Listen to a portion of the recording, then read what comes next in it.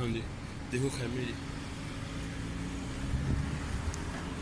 ਆਹ ਬੜੀ ਹੈ ਸਾਰੀ ਲੱਗੀ। ਹਾਂਜੀ ਕਪੜਾ ਤਾਂ ਨਹੀਂ ਹੈ ਮੈਂ ਆਓ ਜੀ ਤੁਸੀਂ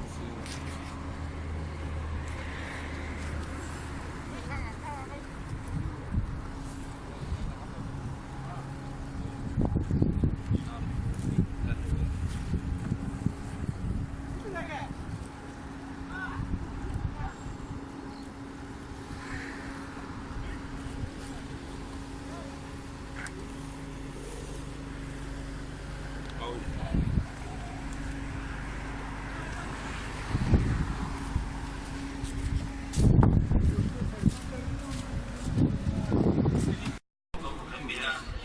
فعلينا بسنة الحبيب صلى الله عليه وعلى آله وصحبه وسلم.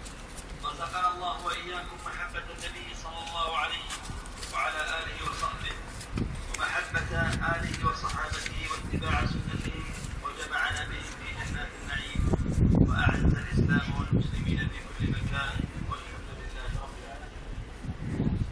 بسم الله الرحمن الرحيم. أيها الزوار الكرام،